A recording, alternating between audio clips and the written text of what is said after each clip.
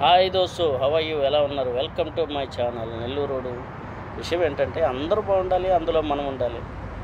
Fan of Jagananna అభిమానిగా ఏదో రెండు మాటలు మాట్లాడాలి. విజయవాడలో జరిగిన ఈ వరద బాధితులను ఆదుకోవటానికి ఈరోజు జగనన్న పెట్టిన పథకాలు ఉపయోగపడ్డాయి.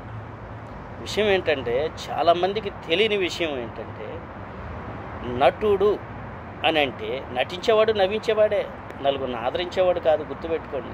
తాత అంటే తాత్కాలిక తంత్రమే కానీ మంత్రం కాదు.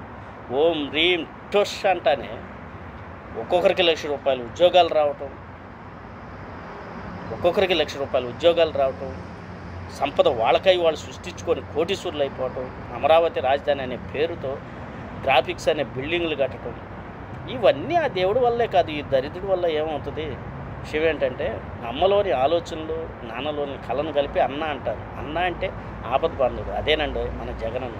సో ఈరోజు విజయవాడలోని వరద బాధితులకు జగనన్న పెట్టిన పథకాలు ఈరోజు చాలా ఉపయోగపడ్డాయి. సో విజయవాడలోని వరద బాధితులు తొందరగా కోరుకోవాలని అందరం కోరుకుందాం, ప్రార్థన చేద్దాం. విషయం ఏంటంటే, ఈ జనరేషన్ నటనకు అలవాటు పడ్డ ఈ జనరేషన్ విలనిజం లేకుండా సినిమా చూడదలుచుకోవాలి.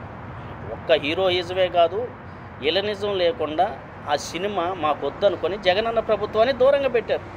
సో ఈరోజు మహాకూటమి అనే సినిమాని ఎన్నుకున్నారు. 4 నెలలు 5 నెలల టైంచి ఒక విలనిజమే అవపడుతుంది తప్ప హీరోయిజం కనపడుతుంది. సో జనాభా కన్ఫ్యూజ్ అయిపోతున్నారు.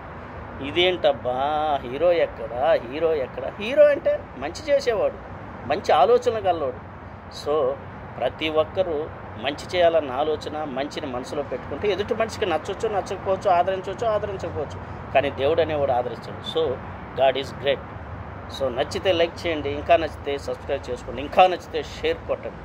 సో మీ నెల్లూరు రోడ్గా ఇంకొక వీడియోలో మళ్ళీ తెలిసిన విషయాలు మాట్లాడుకుందాం. మంచి ఆలోచనతో ముందడుగేద్దాం. ఓకేనా?